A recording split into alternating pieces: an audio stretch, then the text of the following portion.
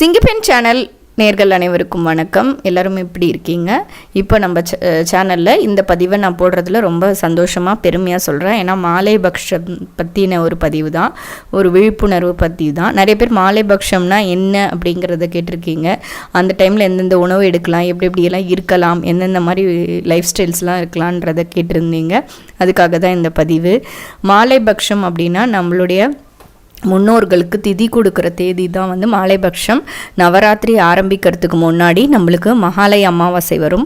அதுக்கு முன்னாடி பௌர்ணமி, அதாவது புரட்டாசி அல்லது ஐப்பசி மாதத்தில் நம்மளுக்கு வந்து பௌர்ணமி திதியிலேருந்து 15 நாள் கணக்கெடுத்துட்டு பௌர்ணமி திதிக்கு அடுத்து வர பிரதமையிலேருந்து அமாவாசை முடிஞ்சு வர பிரதமை வரைக்கும் நம்ம வந்து இந்த மாலைபக்ஷ திதியை கட்டாயமாக கடைப்பிடிக்கணும்.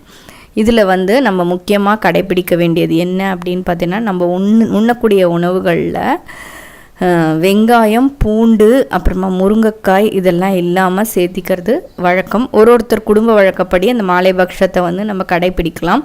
பொதுவாகவே பார்த்திங்கன்னா புரட்டாசி மாதமில் அசைவம் சாப்பிட்றவர்கள் வந்து சைவம் சாப்பிட்ணுன்றாங்க. இது என்னன்னு பார்த்தா சயின்டிஃபிக்கல் ரீதியாக இந்த வெயில் காலம் போய் குளிர்காலம் பிறக்கிறதுனால, அந்த கிளைமேட்டிக் சேஞ்ச் வரதுனால, வேரியேஷன் வரதுனால நம்மளுக்கு வந்து உடம்பு வந்து ஏதாவது உபாதை கொடுக்கும். இந்த டைமில் நம்ம சாத்விக் ஃபுட்ஸுன்னு சொல்லக்கூடிய அந்த வெங்காயம், பூண்டு இல்லாத உணவுகள் எடுத்துக்கிட்டால் நம்ம உடல் ஆரோக்கியம் பெறும். ப்ளஸ் நம்ம முன்னோர்களுக்கும் தர்ப்பணம் பண்ணுற நாள் அன்றைக்கி வெங்காயம், பூண்டு, முருங்கைக்காய் இதெல்லாம் சேர்த்திக்க மாட்டோம். இந்த மாலைபக்ஷம் 15 நாட்களும் பார்த்திங்கன்னா நம்ம வீடுக்கு நம்ம முன்னோர்கள் தேடி வரதா ஒரு ஐதீகம் இருக்குது. நம்ம தாத்தா, பாட்டி, பித்ருக்கள், அடுத்தது பார்த்திங்கன்னா நம்ம ரிலேஷனில் யாராவது வாரிசு இல்லாமல் இருந்தால் கூட அவங்களாம் நம்மளை தேடி வருவாங்க.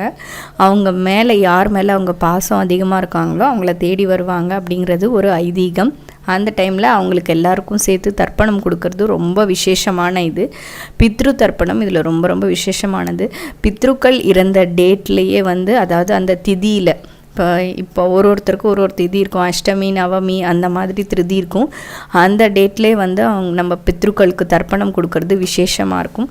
தர்ப்பணம் கொடுக்கும்போது அதிகாலையில் எழுந்து தலை ஸ்நானம் பண்ணிவிட்டு அதுக்கப்புறமா வந்து நம்ம ஆண்கள் வந்து தர்ப்பணம் கொடுக்கலாம். பெண்கள் வந்து குளிச்சுட்டு மடி சமையல் பண்ணலாம். வெங்காயம், பூண்டு இல்லாத ஒரு பொழுது தான் சாப்பிடணும். அதாவது ஒரு நேரம் சாதம் சாப்பிட்டுக்கலாம், சாயங்காலம் பலகாரம் சாப்பிட்டுக்கலாம்.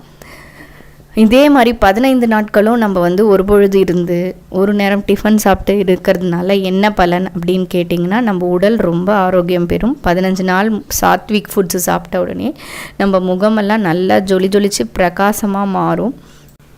தொடர்ந்து வந்து 15 நாட்கள் இந்த விரதத்தை, மாலைபக்ஷத்தை கடைப்பிடிக்க வேண்டியது வழக்கம். இதில் பார்த்திங்கன்னா நம்ம மெயினாக வெங்காயம், பூண்டு சேர்த்தக்கூடாது.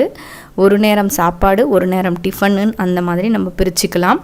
அதுக்கப்புறமா இந்த மாலைபக்ஷத்தை யார் வேணுமா இருந்தாலும் கடைப்பிடிக்கலாம். இந்த மாதிரி விரதம் இருந்து வாத்தியாரை வீட்டுக்கு தர்ப்பணம் விட தெரியாதவங்க அவங்க தாய் தந்தை இறந்த தேதியில், பித்ருக்கள் இறந்த தேதியில் வாத்தியாரை வரவழைச்சி அவங்க மூலயமா தர்ப்பணம் கொடுத்துக்கலாம். அப்படி இல்லையா அந்த திதியில் வந்து நம்மளால் தர்ப்பணம் பண்ண தெரியல, தர்ப்பணம் பண்ண முடியலன்னு நினைக்கிறவங்க அதுக்கு ஆல்டர்னேட்டிவாக அரிசி வாழைக்காய் கூட கொடுத்துடலாம். அவங்களுக்கு அரிசி வாழைக்காய் வாத்தியாரை வரவழைச்சி ஐயரை வர வச்சு கொடுத்து நமஸ்காரம் பண்ணிக்கிறது ரொம்ப விசேஷம். இதில் இந்த டைமில் நம்மளை பித்ருக்கள், நம்ம முன்னோர்கள் எல்லாம் பவர் அதிகமாக அடைகிறாங்க.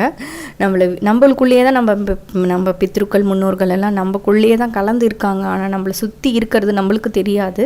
இறந்து போனவர்கள் அவங்க வந்து இந்த டைமில் பவர் அதிகமாக இருக்கிறதுனால நம்ம என்ன வேண்டுதல் வேண்டி இந்த விரதம் இருந்தாலும் அந்த வேண்டுதல் அத்தனையும் பலிக்கும்ன்றது 100% உண்மை. அதனால் நம்ம பித்ருக்கள் கிட்ட இந்த நியமமாக இந்த தர்ப்பணம் விட்டு, நீர்நிலை நிகழ்ந்த பகுதியில் மகாலய அமாவாசை தர்ப்பணம் விட்டு பித்ருக்கள் கிட்ட வேண்டிக்கிட்டோம்னு வச்சுக்கோங்களேன், நம்மளுக்கு பித்ருக்களுடைய ஆசீர்வாதம் 100% கிடைக்கும்.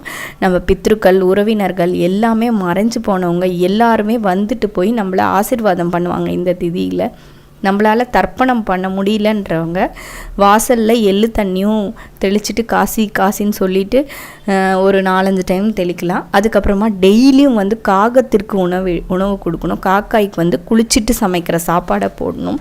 இப்படியெல்லாம் பண்ணால் நம்மளுடைய முன்னோர்களின் ஆசீர்வாதம் நம்மளுக்கு டைரெக்டாக வந்து சேரும்.